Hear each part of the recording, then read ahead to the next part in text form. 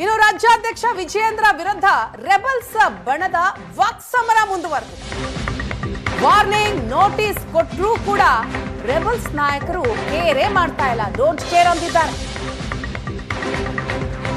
Rebels ಬಣವನ್ನ ತಣ್ಣಗಾಗಿಸೋದಿಕ್ಕೆ high command ಹೊಸ ಸೂತ್ರವನ್ನ ready ಮಾಡಿದೆ. ರಾಜ್ಯಾಧ್ಯಕ್ಷ ವಿಜಯೇಂದ್ರ ವಿರುದ್ಧ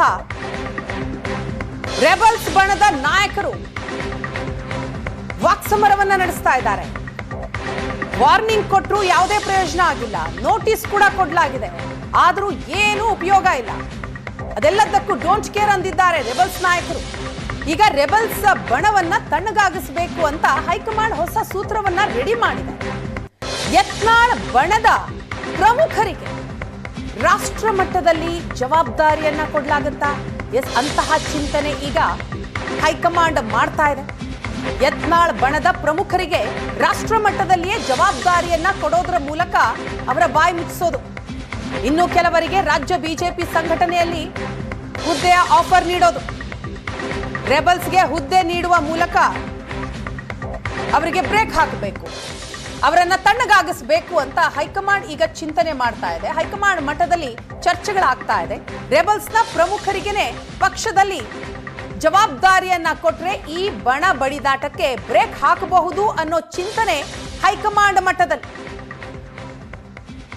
ರಾಜ್ಯಾಧ್ಯಕ್ಷ ವಿಜಯೇಂದ್ರ ಬದಲಾವಣೆ ಆಗ್ಲೇಬೇಕು, ಅವರ ಕಾರ್ಯವೈಖರಿ ಪ್ರಶ್ನೆ ಮಾಡ್ತಾ ಇದ್ದಾರೆ ರೆಬಲ್ಸ್ ನಾಯಕರು.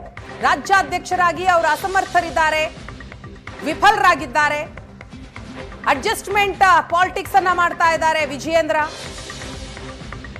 ಕಾಂಗ್ರೆಸ್ನ ವಿರುದ್ಧ ಹೇಳಿಕೆಗಳನ್ನ ನೆಪ ಮಾತ್ರಕ್ಕೆ ಕೊಡ್ತಾರೆ. ಅದು ಬಿಟ್ರೆ ಯಾವುದೇ ಒಂದು ನಿರ್ಧಾರ ತೆಗೆದುಕೊಳ್ಬೇಕು ಅಂತಂದ್ರೆ ಹಿರಿಯರನ್ನ ಪರಿಗಣಿಸೋದೇ ಇಲ್ಲ, ಅವರನ್ನ ನಿರ್ಲಕ್ಷ್ಯ ಮಾಡ್ತಾ ಇದ್ದಾರೆ ಅನ್ನೋದು ರೆಬಲ್ಸ್ ನಾಯಕರ ಆರೋಪ.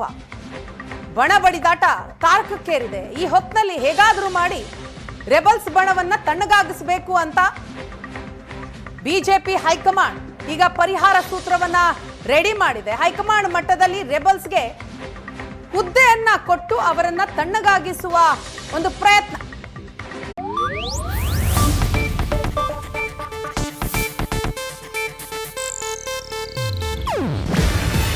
ಇದು ಏಷ್ಯಾನೆಟ್ ನ್ಯೂಸ್ ನೆಟ್ವರ್ಕ್ ಪ್ರಸ್ತುತಿ. ನೀವು ನೋಡ್ತಿದ್ದೀರಾ ಏಷ್ಯಾನೆಟ್ ಸುವರ್ಣ ನ್ಯೂಸ್.